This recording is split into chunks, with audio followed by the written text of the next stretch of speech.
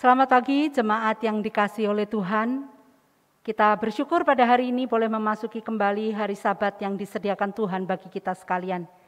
Kiranya Tuhan memberkati saat kita boleh beribadah kepada-Nya. Kita mempergunakan waktu dengan baik untuk datang kepada Tuhan dan menikmati bait-Nya serta kebenaran firman-Nya. Saya mengundang jemaat bangkit berdiri. Kita akan bersama-sama mempersiapkan hati kita, mengambil waktu teduh di hadapan Tuhan. Mari kita berdiam diri.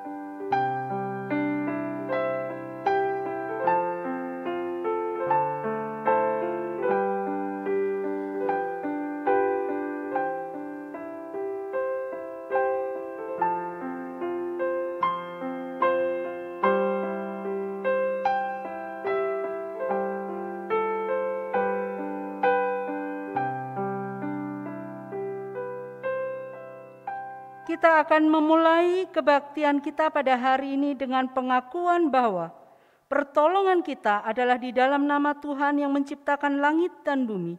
Turunlah kiranya atas kita sekalian kasih karunia, rahmat dan damai sejahtera dari Allah Tritunggal, Bapa, Putra, dan Roh Kudus.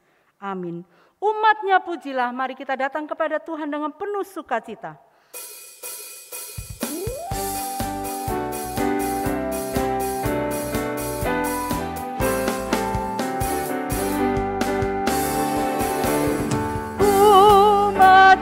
Pujilah, haleluya, amin, pada Kristus Raja, haleluya, amin, bersama bernyanyi di depan tatanya, pasti Ia berkenan, haleluya,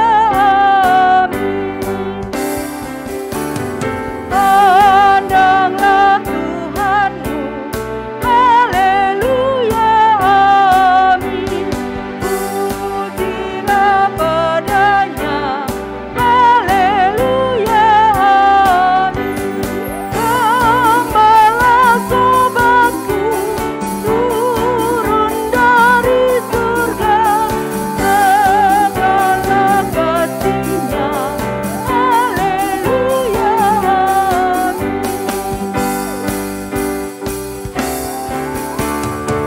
pujilah Sang Kristus, haleluya, amin, gemarlah jiwaku, haleluya, amin, di surga mulia, sembahlah padanya, namanya pujikan, haleluya, amin.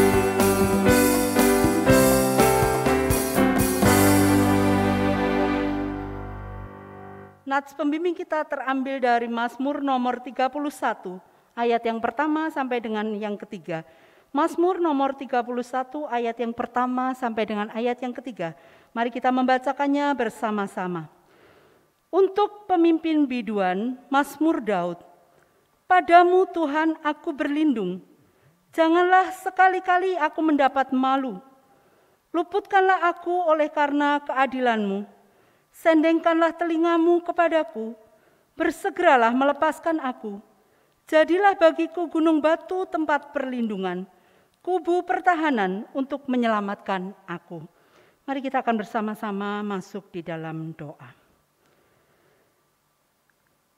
Ya Allah Bapa kami yang bertahta di dalam kerajaan surga yang mulia, kami bersyukur Tuhan oleh karena kasih-Mu yang begitu besar kepada setiap kami anak-anak-Mu. Memimpin, menyertai, dan memberkati kami sehingga sampai kepada hari ini.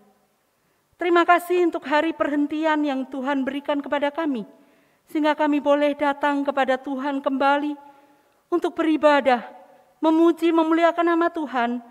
Terlebih Tuhan mendengarkan firman-Mu yang nanti akan bersama-sama kami renungkan, kami jalani dalam kehidupan kami.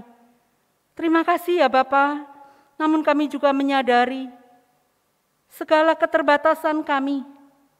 Kami sering kali melakukan hal-hal yang mendukakan hati Tuhan, hal-hal yang berdosa dan tidak berkenan kepada Tuhan. Oleh sebab itu Tuhan, pada pagi hari ini, ketika kami datang kepadamu, mohon Tuhan sucikan dan kuduskanlah kami, sehingga kami boleh layak untuk memuji nama-Mu. Hati dan telinga kami juga dibersihkan untuk menerima kebenaran firman-Mu berdiam dalam diri kami. Kami serahkan segenap ibadah kami pada hari ini Tuhan ke dalam tangan pengasihan-Mu. Kiranya roh Tuhan hadir di tengah-tengah kami, memberkati setiap kami.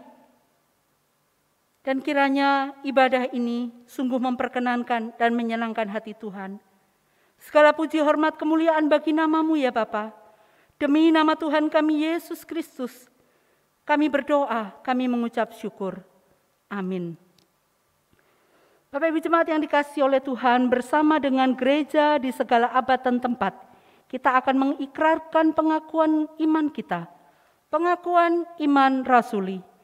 Aku percaya kepada Allah, Bapa yang Maha Kuasa, Khalik langit dan bumi, dan kepada Yesus Kristus, anaknya yang tunggal, Tuhan kita, yang dikandung dari Roh Kudus, lahir dari anak darah Maria, yang menderita sengsara di bawah pemerintahan Pontius Pilatus, disalibkan, mati dan dikuburkan, turun ke dalam kerajaan maut. Pada hari yang ketiga, bangkit pula dari antara orang mati, naik ke sorga, duduk di sebelah kanan Allah, Bapa yang Maha Kuasa. Dan dari sana Ia akan datang untuk menghakimi orang yang hidup dan yang mati.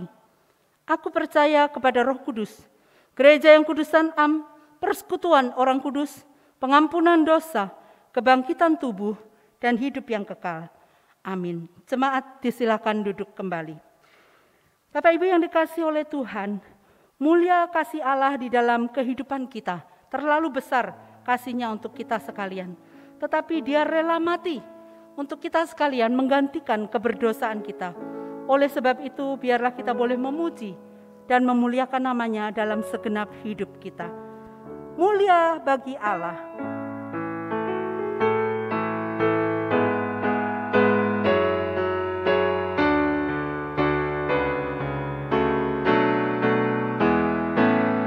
Mulia bagi Allah, kasih-Nya besar, putranya diberikan untuk kembar dosa. Dia rela disalib bagi manusia, terbukalah pintu selamat bagiku. Pujilah, pujilah, dengarlah sabdanya,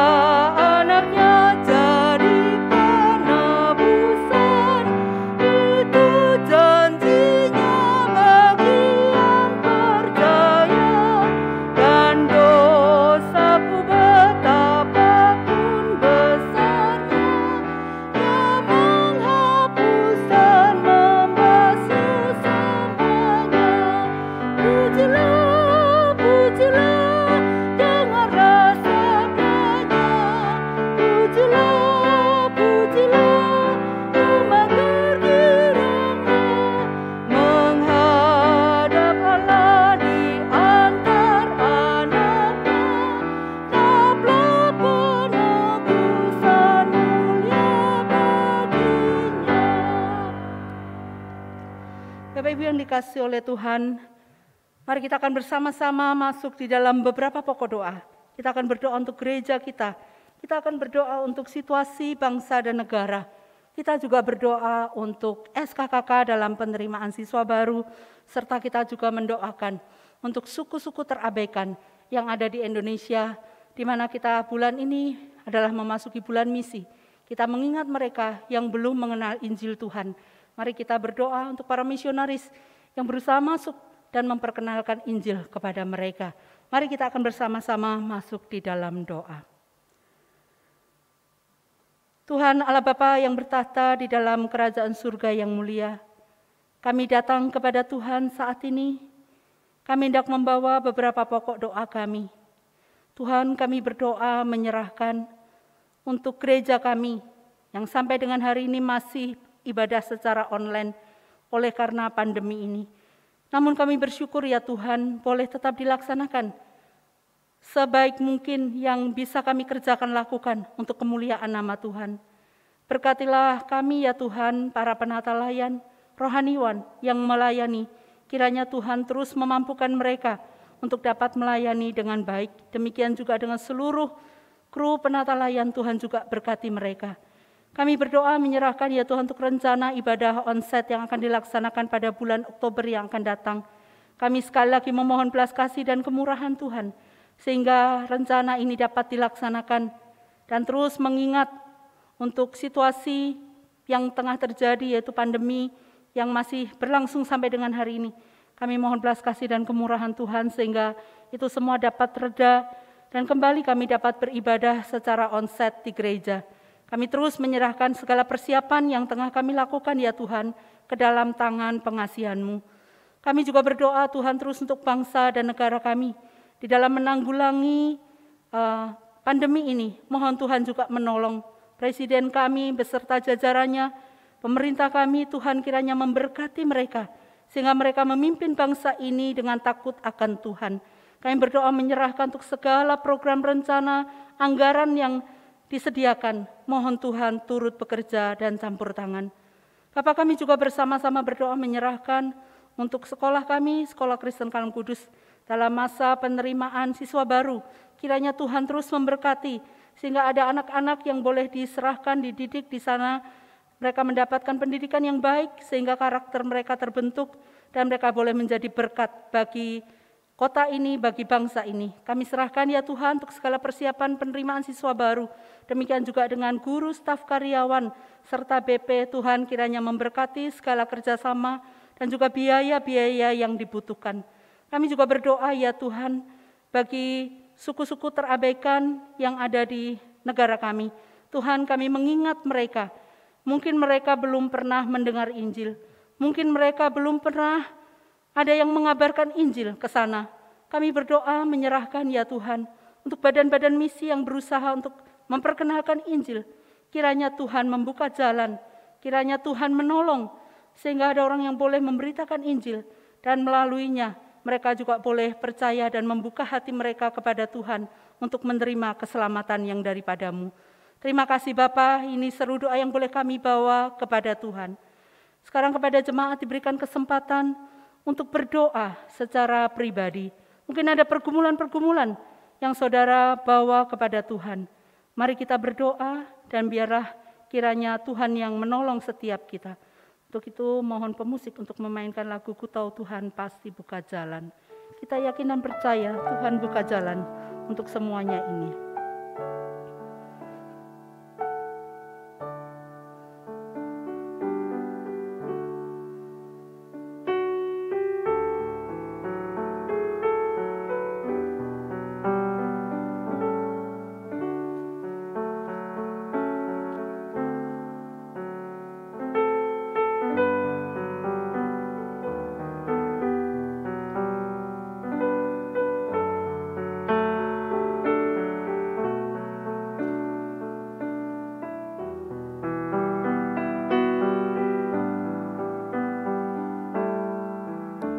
Kami meyakini firman-Mu ya Tuhan, tidak ada jalan yang tertutup.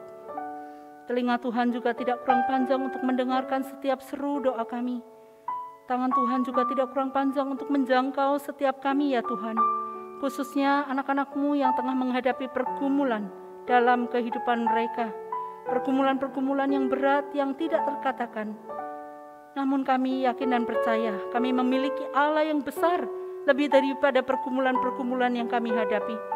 Oleh sebab itu Tuhan, biarlah kepada Tuhan kami boleh berlari dan membawa setiap pergumulan kami. Kami berdoa, kami menyerahkan ya Tuhan ke dalam tangan pengasihan-Mu. Tuhan kiranya memberkati di setiap pergumulan. Kami tetap berharap dan bersandar kepada Tuhan. Inilah anak-anak-Mu ya Tuhan, dengarkanlah setiap seru doa yang mereka boleh naikkan. Demi nama Tuhan kami Yesus Kristus, kami berdoa. Amin. Bapak Ibu yang dikasihi oleh Tuhan, di dalam kehidupan kita, ada banyak hal yang kita pikir tidak dapat kita lakukan sendiri. Tetapi marilah kita tidak berkecil hati. Marilah kita tetap bersandar dan berharap kepada Tuhan. Beriman di tengah situasi menyenangkan itu mudah. Tetapi beriman di tengah situasi yang sulit itu tidak mudah. Tetapi kita yakin dan percaya tidak ada yang mustahil bagi Tuhan. Oleh sebab itu, mari kita menaruh kepercayaan kita kepada Tuhan.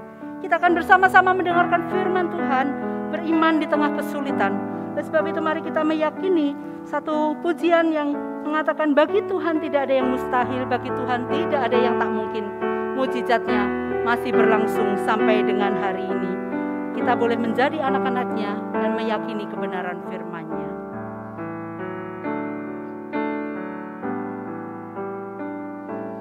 Ku yakin saat Kau berfirman, ku menang saat Kau bertindak.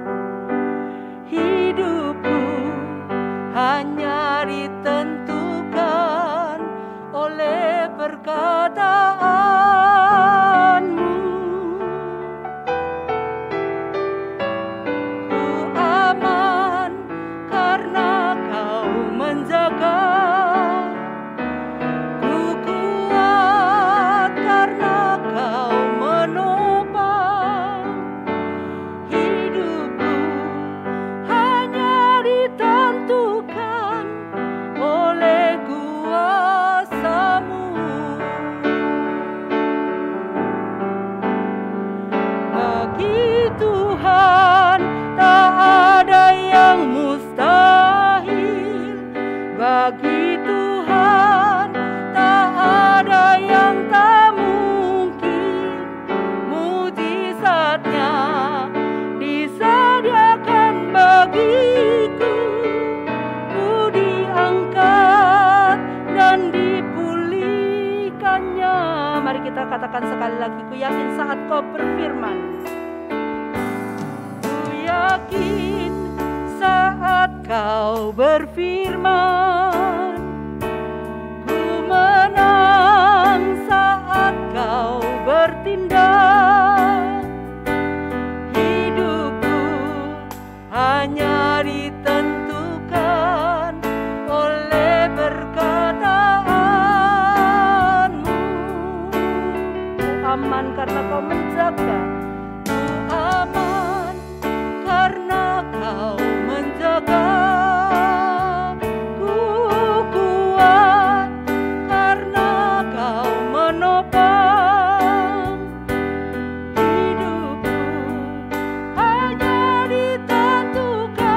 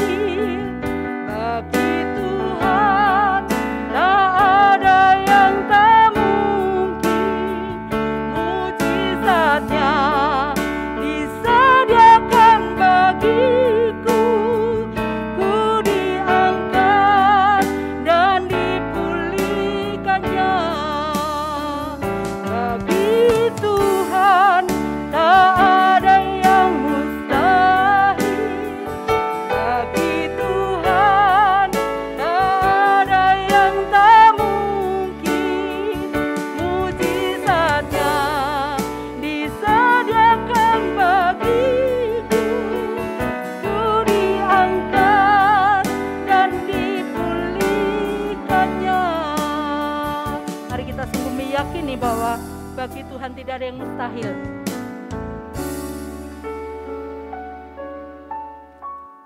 Kiranya kita juga boleh terus menyanyikan lagu ini dalam kehidupan kita. Kita mengulangi, bagi Tuhan tidak ada yang mustahil.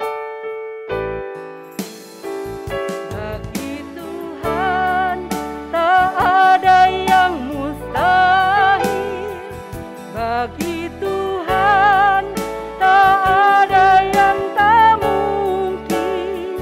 Mujizatnya disediakan bagiku. Ku diangkat dan dipulih. Mujizatnya disediakan bagiku.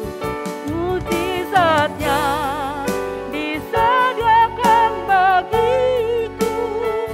Ku diangkat dan dipulihkannya. Ku diangkat dan dipulihkannya.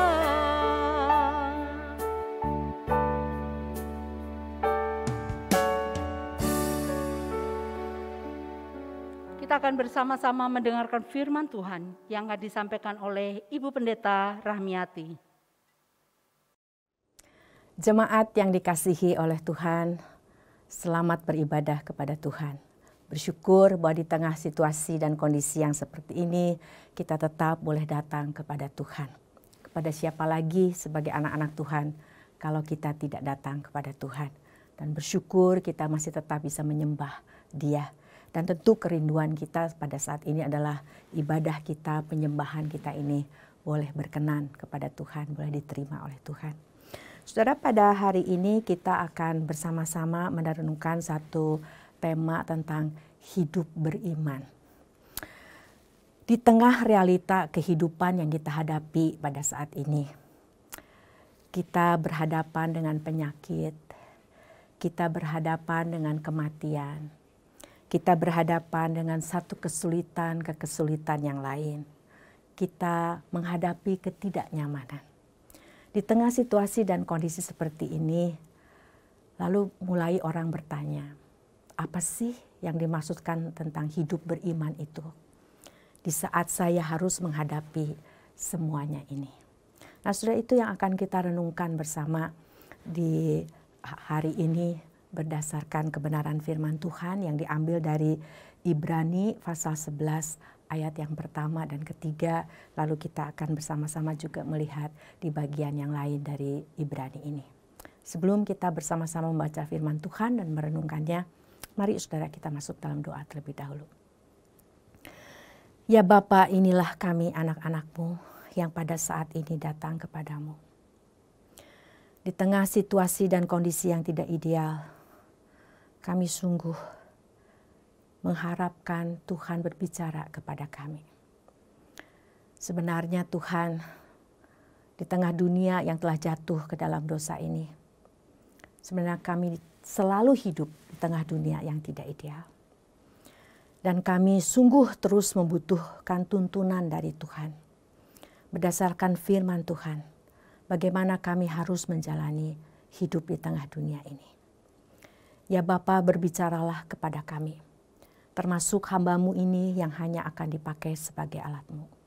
Karena kami sama-sama perlu diingatkan, kami sama-sama perlu dikoreksi, diterangi oleh kebenaran firman Tuhan. Karena kami rindu sebagai anak-anak Tuhan, kami terus boleh menjadi pelaku firman, kami boleh terus hidup dan bertumbuh dalam segala hal ke arah Kristus. Tolonglah kami sekalian ya Bapa. Di dalam nama Tuhan Yesus Kristus, Juru Selamat kami yang hidup, kami berdoa. Amin.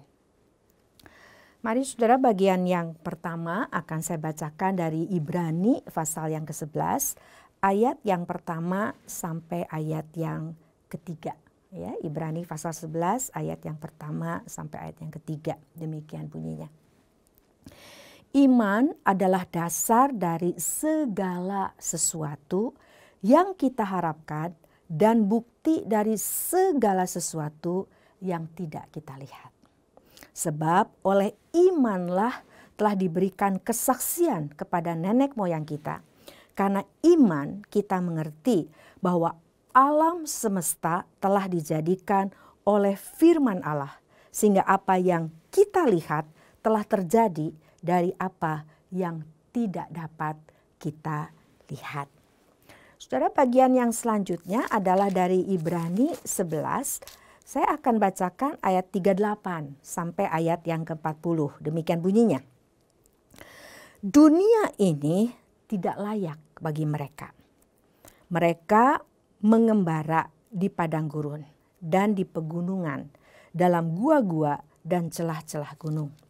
Dan mereka semua tidak memperoleh apa yang dijanjikan itu, sekalipun iman mereka telah memberikan kepada mereka satu kesaksian yang baik. Sebab Allah telah menyediakan sesuatu yang lebih baik bagi kita. Tanpa kita, mereka tidak dapat sampai kepada kesempurnaan. Saudara, bicara tentang hidup beriman di tengah realita kehidupan yang tidak ideal setelah manusia jatuh ke dalam dosa, maka sangat menentukan kita itu beriman kepada siapa dan apa. Karena yang dimaksudkan dengan hidup beriman berarti saya percaya, saya mempercayakan diri. Nah itu loh saudara ya. Nah berarti ini kita kalau bicara beriman atau percaya, kita percaya kepada siapa dan kita percaya kepada apa. Ini akan menentukan bagaimana saudara dan saya ini nantinya berharap dan merespon realita kehidupan kita ya di dalam menjalani kehidupan ini. Jadi misalnya begini saudara. Karena itu arti iman saudara sebagai orang Kristen begini. Iman itu mencakup 3 hal. Jadi kalau kita bilang percaya itu ada isi kepercayaan kita. Jadi saya tuh percaya kepada siapa, saya percaya kepada apa, gitu ya. Lalu yang kedua itu melibatkan pemahaman kita. Ya, jadi oke, saya memahami semua. Jadi yang informasi yang saya dapat itu saya pahami, saya mengerti.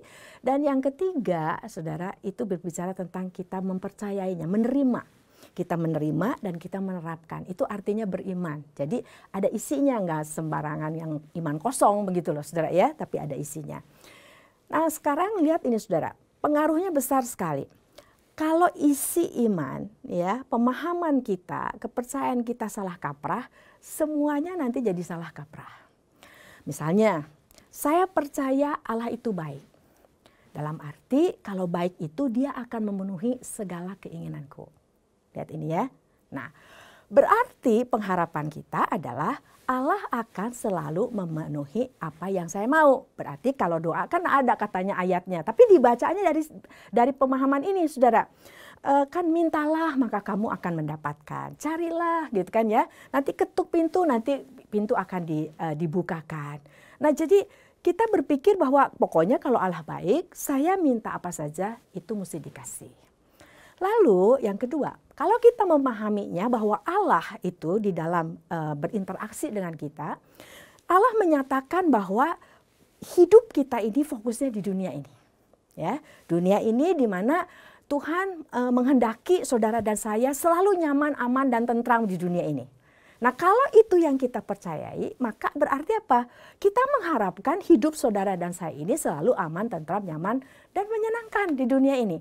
Karena Tuhannya menjanjikan dan Tuhan yang saya percaya adalah baik, lihat ini. Dan Tuhan menjanjikan dan Tuhan menyatakan, memerintahkan bahwa hidup saya ini terfokus di dunia ini. Lihat ini saudara, ini akan mempengaruhi apa yang saya harapkan, ini juga akan mempengaruhi bagaimana saya berespon terhadap apa yang terjadi. Jadi kalau misalnya kita kan bilang kita percayanya Tuhan itu baik dan selalu kasih apa yang saya mau. Dan pada saat tidak terjadi ya marahlah saudara.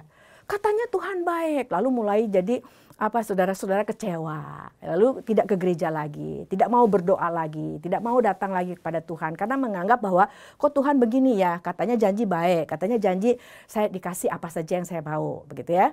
Dan lalu Kan Tuhan mengatakan bahwa hidup kita ini adalah fokusnya di dunia ini, begitu kan. Jadi bahwa saya tuh juga mendapatkan kenyamanan dan keokean. Jadi kalaupun dikatakan bahwa Tuhan Yesus datang ke dunia itu memberikan hidup kekal, bagi saya artinya adalah, ini saudara, kalau saudara pahaminya begini, hidup kekal itu dari sejak di dunia ininya senang, nanti setelah mati juga senang. Jadi nggak enaknya begitu loh, saudara ya. Nah pada saat kita mengalami yang tidak enak, maka lalu kita bilang, loh kenapa sih Tuhan? Kok yang saya udah percaya Tuhan, saya udah jadi anak Tuhan baik-baik, kok saya mengalami yang tidak enak seperti ini? Nah ini sangat pengaruhnya besar sekali. Oleh karena itu saya pikir penting sekali buat saudara dan saya untuk memahami siapa sih yang saudara dan percaya berdasarkan firman Tuhan. Kalau saudara adalah anak Tuhan, berarti saudara sekarang sudah membiarkan pikiran kita, ya hidup kita, itu diformat ulang berdasarkan firman Tuhan. Maka firman Tuhan mengatakan bahwa saudara dan saya sebagai anak Tuhan harus terus diperbaharui. Roma 12 itu ya. Ayat 1 dan 2, demi kemurahan Allah kita harus mempersembahkan seluruh hidup kita untuk Tuhan ya, sebagai ibadah yang benar. Lalu dikatakan bahwa kita juga harus diperbaharui, kita tidak jadi serupa dengan dunia ini. Oke. Nah, oleh karena itu saya pikir penting ada beberapa hal yang harus kita pahami. Kita akan bercermin dari orang-orang yang di Ibrani 11 ini. Kalau kita baca di ayat yang pertama itu kan dikatakan iman dasar. Berarti imannya ini iman yang berdasarkan firman Tuhan. Iman yang didasarkan bagaimana Allah memperkenalkan diri kepada orang-orang yang menjadi saksi iman di sini. Ya. Nah lalu saya ingin mengajak kita melihat ke bagian akhir yang tadi kita juga sudah baca. Ya. Di situ dikatakan ada orang-orang selain setelah ya kan tadinya adalah seperti Musa, Abraham, lalu ya Yusuf dan sebagainya, orang-orang itu yang diceritakan di sini, saudara ya. Lalu sampai akhirnya setelah mereka semua, begitu ya. Jadi orang-orang percaya setelah zaman semuanya itu, lalu dikatakan ini adalah orang-orang yang menghadapi realita kehidupan. Di sini dikatakan ayat yang saya baca dari ayat 36, ya. Di ayat yang ke-36 dikatakan begini, ada pula yang diejek dan didera, bahkan yang dibelenggu dan dipenjarakan. Mereka dilempari, digergaji, dibunuh dengan pedang. Mereka mengembara dengan berpakaian kulit domba dan kulit kambing sambil menderita kekurangan, kesesakan, dan siksaan. Kalau saudara membaca ayat ini, kata-kata yang dinyatakan di ayat ini, yang menunjukkan apa yang dialami oleh orang-orang yang disebut hidup beriman ini, kita akan melihat, aduh, kok susah amat hidupnya, kok gak enak amat.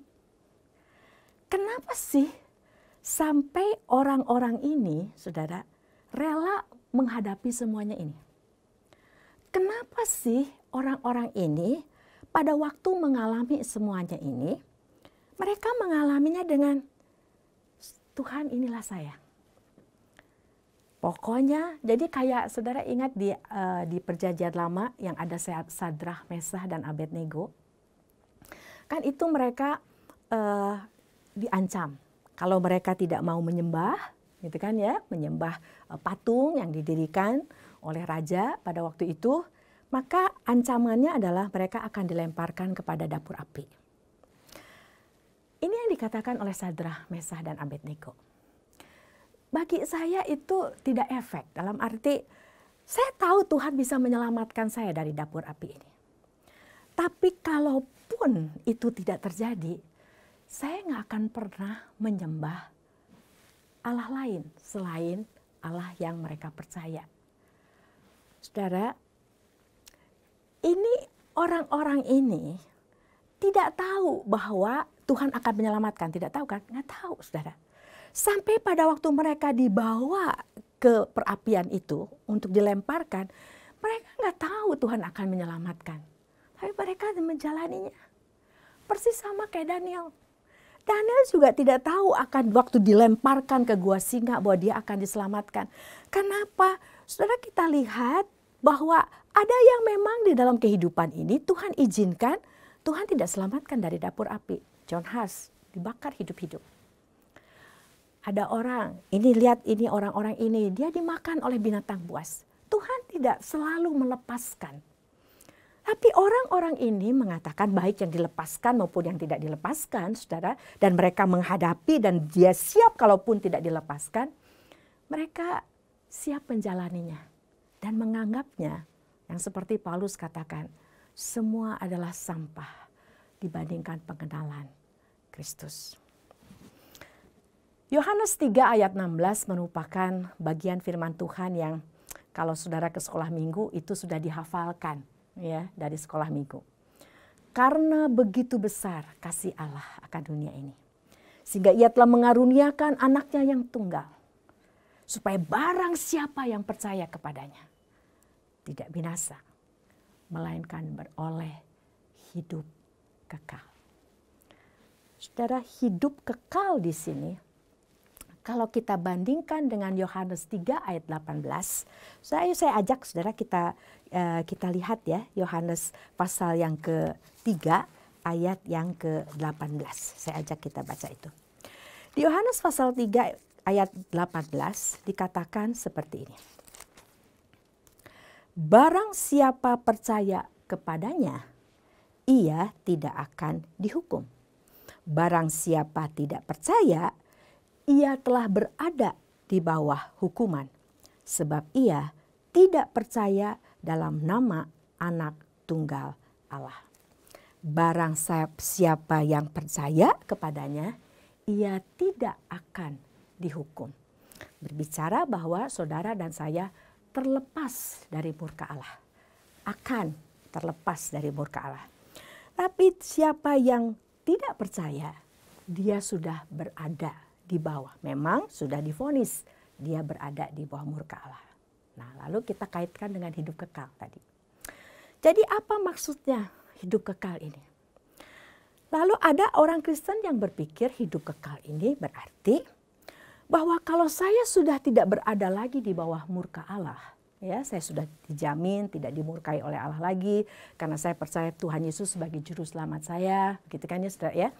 Maka lalu kita berpikir bahwa oke, kita juga jadi enak aja hidup di dunia ini. Kita jadi nyaman-nyaman aja di dunia ini. Nah, saudara, pada saat saudara menerima Tuhan Yesus oleh karena anugerah Allah, ya, saudara dan saya menjadi anak Tuhan. Kan di sekolah minggu itu kita pernah belajar lagu ini ya. Di dalam dunia ada dua jalan, lebar dan sempit, gitu kan ya saudara ya. Nah, terus kita kan bicara tentang yang sempit ini itu jalannya anak Tuhan. Yang lebar ini yang bukan anak Tuhan yang menuju kebinasaan, gitu kan ya. Nah, saudara jangan berpikir bahwa jalan sempit ini ada di sana, gitu ya. Jalan yang lebar ini ada di sono, ya. Sehingga nggak ada kaitannya nih antara yang sempit sama yang lebar, ya.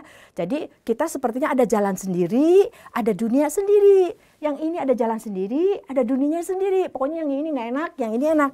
Enggak, saudara. Jalan sempit dan jalan lebar itu ada di dunia yang sama. Dengan kata lain, saudara dan saya ini sebagai anak-anak Tuhan tinggal di dunia yang sama yang telah jatuh ke dalam dosa. Di dunia di mana diisi oleh manusia yang telah jatuh ke dalam dosa sebelum penebusan Kristus, tentu ya, sebelum orang-orang itu mendapatkan anugerah, kan semuanya hidup di dalam keberdosaan mereka. Yang kalau orang berdosa kan firman Tuhan mengatakan orang yang tidak kena sasaran Tuhan. Tuhan tujuan menciptakan adalah untuk menyenangkan Tuhan. Hidup dan mati bagi Tuhan. Tapi setelah manusia jatuh ke dalam dosa, manusia sekarang terfokusnya kepada saya. Yaitu hidup dan mati untuk saya. Ya, pokoknya kalau bisa jangan mati begitu ya. Menyenangkan, pokoknya hidup ini terfokus kepada dunia ini dan saya bisa memanfaatkan dunia ini untuk menyenangkan saya. Nah, ini adalah akhirnya saudara apa yang terjadi. Pada waktu saudara dan saya menerima Tuhan Yesus sebagai juru selamat pribadi, kita tetap tinggal di dunia yang sama. Dunia yang sudah tidak ideal lagi dengan segala malapetaka, bencana alam, sakit penyakit, kejahatan, yang semua adalah karena ulah manusia yang tidak mengikuti tatanan Tuhan pada waktu menciptakan. Kan pada waktu Tuhan menciptakan semuanya itu Tuhan ciptakan semua dengan keadaan yang baik, yang oke, tertatan baik, lalu baru manusia diciptakan. Supaya ini dunia adalah dunia yang layak untuk ditinggali oleh manusia. Ideal. Tapi lalu setelah kejatuhan sama manusia diporak-porandakan. Sehingga akhirnya dunia ini menjadi tidak ideal lagi dan terjadilah semuanya itu. Nah, saudara dan saya hidup di dunia yang sama. Tidak ada janji di dalam firman Tuhan yang mengatakan bahwa yang namanya anak-anak Tuhan selama ada di dunia ini kita akan selalu mengalami kenyamanan, aman, tentram, damai dan tidak pernah sakit. Nggak ada, saudara, ayatnya. Firman Tuhan hanya menjanjikan bahwa saudara dan saya yang telah ditebus oleh Kristus, saudara dan saya yang telah menjadi ciptaan baru menjadi anak-anak Tuhan, dijamin. Di dalam Roma 8 dikatakan tidak ada siapa atau apapun juga yang bisa memisahkan kita dari kasih Allah. Di situ disebut bicara tentang penderitaan, di situ juga berbicara tentang ketidakidealan yang bisa dialami seorang anak Tuhan di dunia ini. Tetapi Tuhan menjanjikan Dia akan pelihara kita, pelihara iman kita, kepercayaan kita kepada Dia untuk supaya di tengah situasi dan kondisi yang bagaimanapun juga kita tetap teguh. Dan kita tetap mengandalkan Tuhan, kita tetap percaya kepada Tuhan, kita tetap menyembah Tuhan. Karena hidup ini adalah tentang menyenangkan Tuhan. Saudara, kita tahu ada ayat di Maleakhi ya. Maleakhi pasal yang ketiga itu biasanya ada satu ayat yang biasa dipakai untuk sebelum persembahan. Yaitu tentang apa, saudara? Tentang perpuluhan kan ya. Di situ dikatakan kalau kita mempersembahkan perpuluhan maka itu tingkap-tingkap di langit akan dibukakan, gitu kan ya. Maka wah, jadi intinya adalah kita tuh lihat ini, saudara. Kalau orang yang masih terfokusnya kepada saya bukan menyenangkan Tuhan, lihat saudara ya. Maka kita akan baca Maleakhi pasal yang ketiga itu akan kita bacanya adalah begini. Pokoknya kalau saya kasih 100.000 maka baliknya 100 juta. Kalau saya kasih 10.000, baliknya 10 juta. Karena apa? Fokusnya di saya. Jadi apapun yang saya lakukan, seluruh aktivitas saya tujuannya adalah apa? Saya mesti enak, saya mesti untung. Nah, di sini saudara, hidup kita yang kalau kita belum menjadi anak Tuhan, itu yang kita pahami adalah orang-orang yang telah jatuh ke dalam dosa, pemikirannya adalah pola pikir kerja, itu yang kita pahami. Kita nggak kenal pola pikir anugerah. Saya kerja, saya dapat uang, saya dapat upah. Saya nggak kerja, saya nggak dapat upah. Berarti kalau saya ngasih, berarti saya mesti dapat lagi, mesti lebih dong, begitu ya. Nah, sedangkan kalau yang namanya anak Tuhan sudah hidup di dalam anugerah. Di dalam anugerah dia menyadari bahwa saya bisa balik lagi, saudara, untuk hidup sebagai gambar Allah yang bisa kembali hidup sesuai dengan tujuan Tuhan. Dengan kata lain yang tadinya rusak, jadi kalau barang itu yang tadinya rusak, lalu dibawa ke pabriknya, lalu dibetulin lagi oleh pabriknya menjadi benda atau misalnya TV-nya dibetul lagi oleh pabriknya menjadi yang sebagaimana seharusnya, itu kita menjadi manusia yang pada saat oleh karena Kristus kita menjadi ciptaan baru, kita kembali menjadi manusia yang sebagaimana seharusnya, itu buat kita adalah segala-galanya. Makanya kenapa Tuhan Yesus mengatakan, apa artinya kamu punya seluruh dunia dan segala isinya, tapi kehilangan jiwamu. Dengan kata lain, itu yang ditangkap oleh Paulus semua adalah sampah dibandingkan pengenalan akan Kristus. Dengan kata lain, yang namanya anak Tuhan melihat bahwa kebersamaan dengan Tuhan, saya bisa lagi hidup sebagai manusia sesuai dengan tujuan Tuhan menciptakan saya. Saya menjadi manusia yang seharusnya, begitu loh saudara ya. Saya kembali boleh selalu dekat dengan pencipta saya, bukan hanya di dunia ini, tapi sampai selama-lamanya, itu adalah segala-galanya. Makanya kalau kita kembali tadi ke Maleakhi 3, saudara, anak-anak Tuhan doanya akan beda. Kalau yang di sini Tuhan pokoknya saya minta tolong pokoknya keluarga saya Tuhan selamatkan, keluarga saya Tuhan sembuhkan, lakukan dari malapetaka. Pokoknya kami harus selalu untung, kami harus selalu punya segala sesuatu yang kami butuhkan, yang kami inginkan. Ini di sini, ya. Tapi kalau di sini saudara, dia akan datang kepada Tuhan. Tuhan, saya tahu betul Ini iman nih, isi imannya nih, ya sesuai dengan firman Tuhan. Saya tahu betul Tuhan yang menciptakan seluruh alam semesta dengan segala isinya. Buat Tuhan adalah hal yang sepele. Untuk membuat air menjadi anggur, aduh nggak ada apa-apanya buat Tuhan. Tuhan yang menciptakan seluruh alam semesta dengan segala isinya. Apa artinya merubah air menjadi anggur? Apa artinya buat Tuhan untuk menyembuhkan yang sakit menjadi pulih kembali? Gak ada artinya. Tuhan bisa buka tingkap seluruh tingkap itu buat saya dan keluarga saya. Tapi Tuhan, lihat ini, sebagai anak Tuhan ya, dengan iman yang benar kepada Tuhan. Sesuai dengan Tuhan bagaimana memperkenalkan dirinya kepada kita. Sesuai dengan apa yang Tuhan nyatakan kepada kita melalui kebenaran firman Tuhan. Dia bilang, Tuhan kalau tidak ada satu tingkap pun Tuhan bukakan buat saya di dunia ini. Asal saya dan keluarga saya tetap dekat dengan Tuhan. Saya oke. Semua adalah sampah dibandingkan pengenalan kepada Tuhan. Itu adalah sikap seorang anak Tuhan. Kenapa? Saya bacakan dari Kolose, saudara. Saya bacakan Kolose pasal yang ketiga, saudara ya. Kolose pasal yang ketiga, saya bacakan dari ayat yang ke-1 sampai ayat yang ke-4. Kolose pasal yang ketiga, ayat 1 sampai 4, demikian bunyinya. Karena itu, kalau kamu dibangkitkan bersama dengan Kristus, carilah perkara yang di atas, di mana Kristus ada. Duduk di sebelah kanan Allah. Lihat saudara ya, kalau saudara dan saya sudah dibangkitkan di dalam Kristus, carilah perkara yang di atas, di mana Kristus ada. Lalu berikutnya, pikirkanlah perkara yang di atas, bukan yang di bumi. Sebab kamu telah mati dan hidupmu tersembunyi bersama dengan Kristus di dalam Allah. Apabila Kristus yang adalah hidup kita menyatakan diri kelak, kamu pun akan menyatakan diri bersama dengan Dia dalam kemuliaan. Lihat saudara, kenapa semua jadi sampah di dunia ini? Apapun yang ditawarkan oleh dunia ini jadi sampah, karena sebagai anak Tuhan kita sadar ini sementara. Dunia ini bukan tujuan saudara dan saya.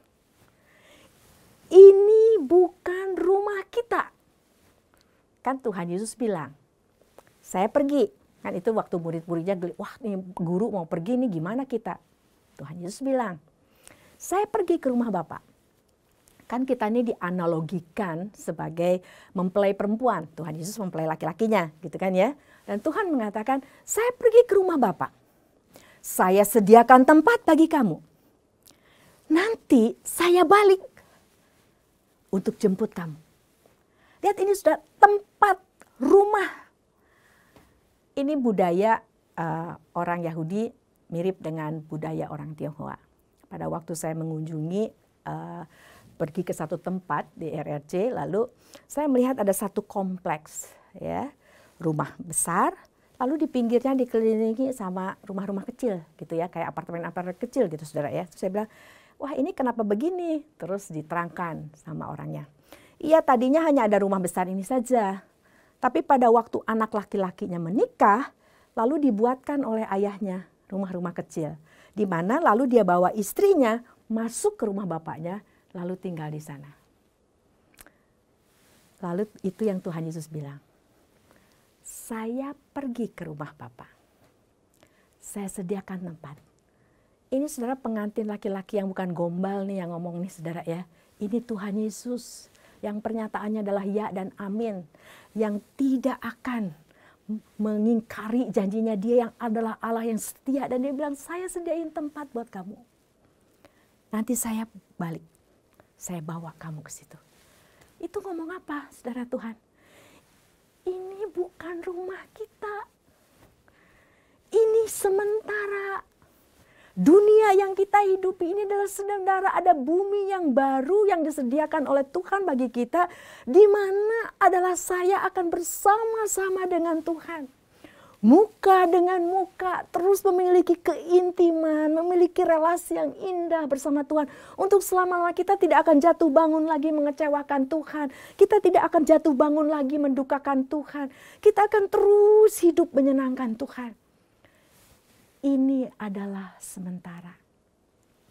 Saudara, itu yang membuat, lihat ini saudara, kenapa Paulus di dalam situasi dan kondisi yang bagaimanapun juga, kenapa teladan-teladan iman yang dinyatakan oleh Tuhan di sini melalui surat Ibrani ini, di situ orang-orang itu kenapa dia rela untuk menjalani semua itu?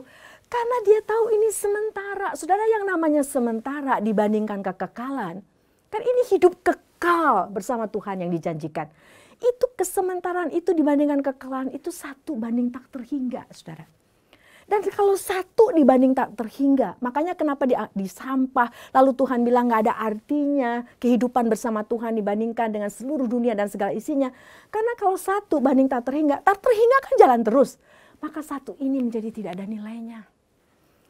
Karena apa, saudara? Makanya kenapa Tuhan bilang hidup ini di sini hanya sementara, dan justru itu kekekalan itu yang menantikan kita untuk selama-lamanya. Tapi lihat ini, bukan berarti lalu ya udahlah nanti aja. Enggak. Dari sekarang ini kita terus menjalin keintiman kita bersama Tuhan. Makanya kenapa Tesalonika di situ dikatakan bahwa di surat Tesalonika Tuhan Yesus mati dan bangkit supaya saudara dan saya, ayo kita baca saudara, saya ingin kita baca bersama-sama Tesalonika ini ya. Saya ajak saudara buka Tesalonika, 2 Tesalonika ya saudara. Kita lihat pasal yang ke-5, saudara lihat 2 Tesalonika pasal yang ke-5. Maaf saudara, 1 Tesalonika maksud saya. 1 Tesalonika pasal yang ke-5. Coba perhatikan saudara, saya bacakan mulai dari ayat yang ke-9. Ya. 1 Tesalonika pasal 5 ayat 9. Demikian bunyinya. Karena Allah telah menetapkan kita, karena Allah tidak menetapkan kita untuk ditimpa murka. Tetapi untuk beroleh keselamatan oleh Yesus Kristus Tuhan kita.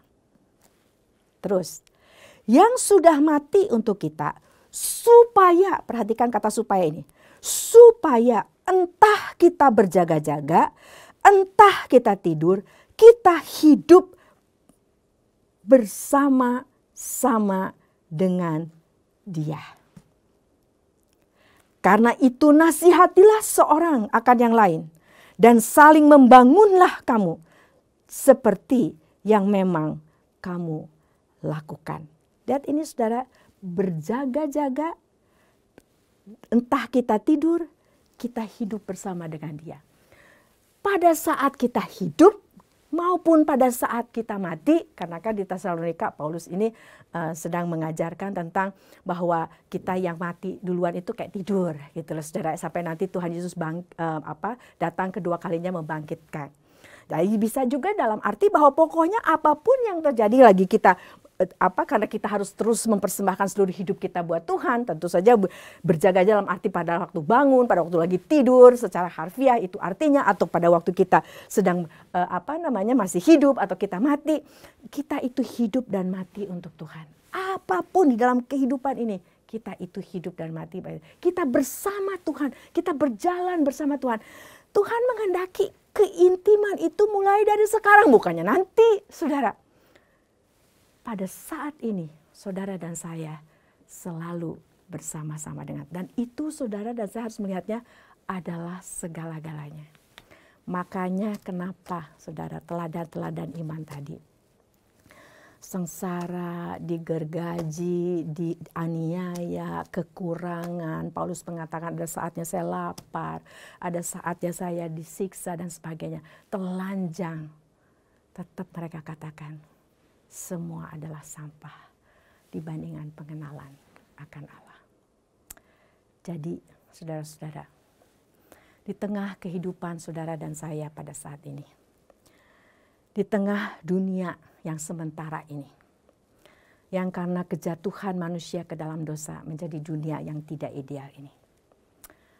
Ada malapetaka, ada bencana alam, ada sakit penyakit, ada kejahatan, ada banyak hal yang terjadi. Semua karena ulah kita juga. Manusia yang telah jatuh ke dalam dosa yang mengeksploitasi kita, yang tidak bertanggung jawab sesuai dengan apa maunya Tuhan, yang akhirnya memporak-porandakan situasi dan kondisi di dunia ini. Tapi biarlah saudara dan saya sebagai anak Tuhan menyadari ini bukan tujuan kita. Ini bukan rumah kita. Kita sedang menunggu di mana Tuhan Yesus yang telah menyediakan tempat bagi kita. Dan kita akan ke sana. Dan saudara dan saya juga harus memiliki sehati sepikir. Kan Tuhan Yesus bilang, kamu harus sehati sepikir dengan Tuhan. Pada saat kita tidak sehati sepikir, bahkan Petrus pun sama Tuhan ditegur dengan keras. Nyala iblis, engkau hanya memikirkan apa yang dipikirkan manusia, bukan dipikirkan oleh Tuhan. Yaitu apa yang Tuhan ingin kita pikirkan? Bahwa kehidupan bersama dengan Tuhan, kehidupan kembali menjadi gambar Allah yang mempermuliakan Tuhan adalah segala-galanya. Yang Tuhan Yesus ungkapkan, apa artinya kamu peroleh seluruh dunia dengan segala isinya, tapi kehilangan jiwamu.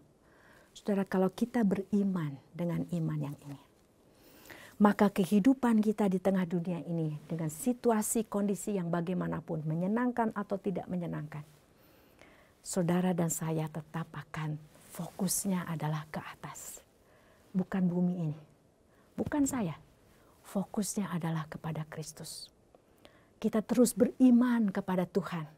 Dan kita tetap menjalani, kita tetap berjerih lelah di sini, berjuang habis-habisan untuk nyenengin Tuhan. Tetap saudara, itu memang adalah kita didesain untuk itu, menjadi ciptaan baru. Artinya kita tetap habis-habisan untuk Tuhan. Makanya kita tetap berjerih lelah, tapi bukan berjerih lelah tanpa Tuhan.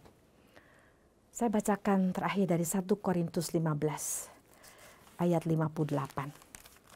Kiranya kita di dalam menjalani kehidupan pada saat ini, apapun yang saudara dan saya sedang alami pada saat ini, ingatlah akan firman Tuhan ini. 1 Korintus pasal yang ke-15 ayat 58 akan saya bacakan bagi saudara. Karena itu, saudara-saudaraku yang kekasih, berdirilah teguh, jangan goyah, dan siap sedialah, dan giatlah selalu dalam pekerjaan Tuhan. Sebab kamu tahu bahwa dalam persekutuan dengan Tuhan, jerih payahmu tidak sia-sia. Berdiri teguh, jangan goyah, giat selalu. Tidak asal giat, tidak asal tidak goyah, tidak asal berdiri teguh. Semua itu kita jalani dalam persekutuan dengan Tuhan. Dan pada saat itu terjadi, kapanpun Tuhan bilang berhenti hidup dalam kesementaraan ini, dengan antusias, ini memang bukan rumah saya. Ini memang bukan tujuan akhir saya. Tuhan, ini saya. Saya siap pulang. Di sini saya jalani bersama Tuhan. Dan saya pada saat Tuhan panggil saya pulang, saya terus akan jalani bersama dengan Tuhan. Amin. Mari kita berdoa. Ya Tuhan,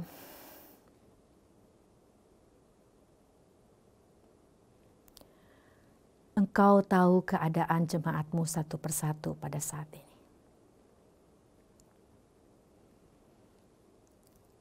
Ada yang oke-oke saja. Bisa jadi ada yang sangat oke. Tapi ada yang tidak oke. Ada yang dalam situasi dan kondisi yang dirasakan sangat tidak oke. Ada yang kehilangan. Ada yang mendapatkan. Ya Tuhan, tolonglah kami sebagai anak-anak Tuhan. Di tengah situasi dan kondisi yang Tuhan izinkan terjadi ini, yang harus kami lewati, tolong kami untuk terus terfokus kepada Kristus. Bukan bumi ini, bukan diri kami, bukan kesementaraan ini. Tapi biarlah hidup kekal itu terus kami jalani mulai saat ini dan sampai selama-lamanya. Hidup kekal bersama Tuhan. Hidup kekal di mana kami boleh nyatakan kepada dunia Tuhan adalah segala-galanya. Apapun yang Tuhan izinkan terjadi dalam hidup saya tidak akan pernah menyembah Allah lain. Ya Tuhan, teguhkanlah jemaat-Mu, kuatkanlah, jangan biarkan goyah, dan biarlah kami tetap berjerih lelah dalam persekutuan dengan Tuhan. Karena kami tahu semuanya tidak sia-sia. Dalam nama Tuhan Yesus Kristus, Juru Selamat kami yang hidup, kami serahkan hidup kami kepadamu. Amin. Demikianlah firman Tuhan yang boleh kita dengarkan pada hari ini. Kiranya sungguh menolong kita tetap bersandar kepada Tuhan di tengah badai kesulitan yang kita hadapi. Terima kasih kepada Ibu Pendeta Rahmiati yang sudah menyampaikan firman Tuhan pada pagi hari ini. Mari kita akan bersama-sama memberikan yang terbaik kepada Tuhan di dalam kehidupan kita. Dia yang sudah begitu limpah dan begitu banyak memberikan kepada kita. Mari kita juga mengembalikan kepada Tuhan. Kita diberikan kesempatan untuk membawa persembahan kita kepada Tuhan. Bapak Ibu bisa men-scan di QR code yang ada tersedia, ataupun bisa mentransfer, atau bisa menitipkannya kepada TU Gereja. Mari kita akan bersama-sama menyanyikan pujian, kecaplah dan lihatlah betapa baiknya Tuhan itu di dalam kehidupan kita.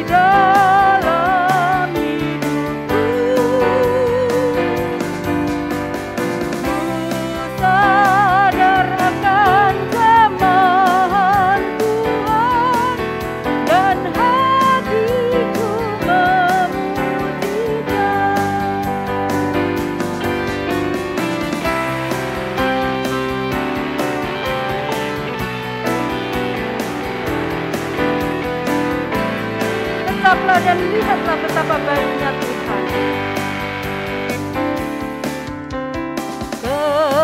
Kecaplah dan lihatlah betapa baiknya Tuhan itu.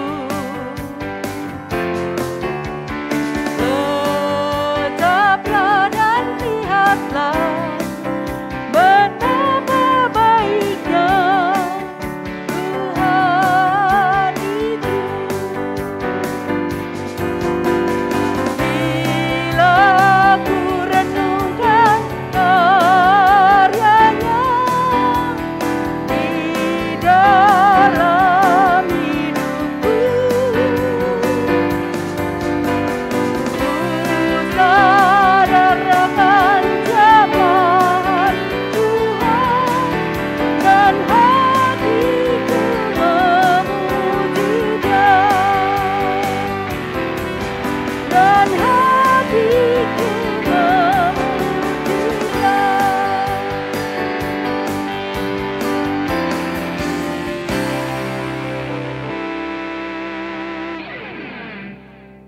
Mari kita akan bersama-sama membawa persembahan kita di dalam doa.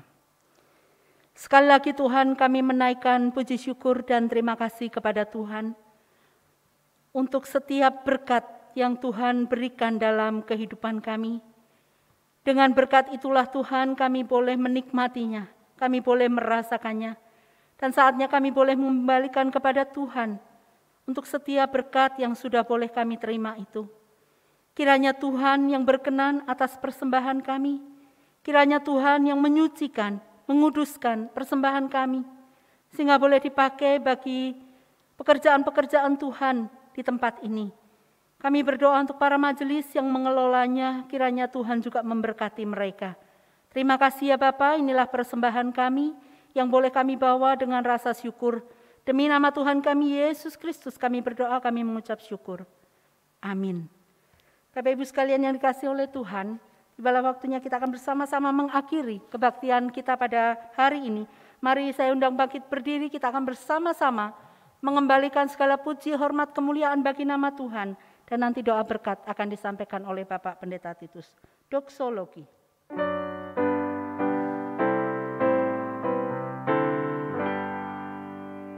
Puji Allah Bapa Putra,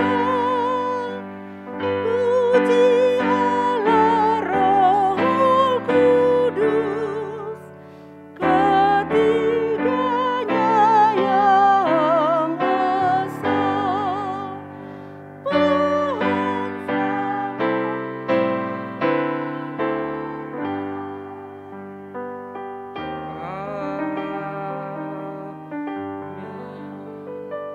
Jemaat yang dikasihi Tuhan, mari kita boleh mengakhiri ibadah ini dengan mengembalikan segala puji hormat kepada Tuhan dan menjalani kehidupan ini dengan kekuatan dan pertolongan dari Tuhan. Sekarang arahkan hatimu kepada Tuhan, terimalah berkat-Nya. Kiranya kasih karunia dari Allah Bapa, cinta kasih dari Tuhan kita Yesus Kristus, persekutuan kekuatan penghiburan dari Allah Roh Kudus, kiranya menyertai dan meneguhkan saudara sekalian untuk hidup dengan setia di dalam iman kepada Tuhan kita Yesus Kristus, mulai sekarang sampai Maranatha, Tuhan Yesus datang kedua kalinya. Amin.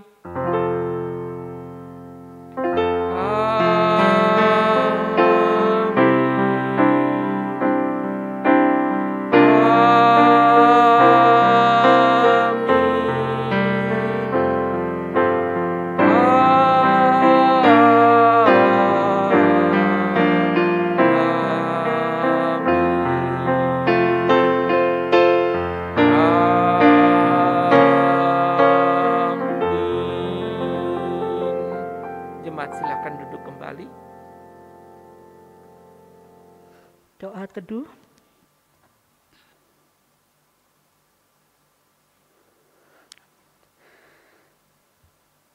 Bapak Ibu Saudara yang dikasihi oleh Tuhan, berikut ini kita akan bersama-sama melihat beberapa warta. Yang pertama yaitu kami segenap jemaat Gereja Kristen Kalam Kudus, Majelis dan juga Rohaniwan menyampaikan terima kasih kepada Ibu Pendeta Rahmiati Tanujaya yang sudah menyampaikan firman Tuhan pada hari ini. Kiranya Tuhan memberkati segenap pelayanan Ibu.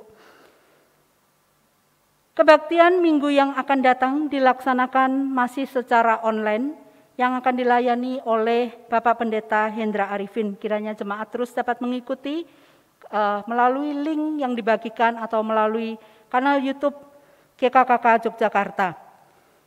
Kita juga akan melihat beberapa warta kegiatan dalam sepekan ini. Mari kita boleh bersama-sama memperhatikan slide berikut ini.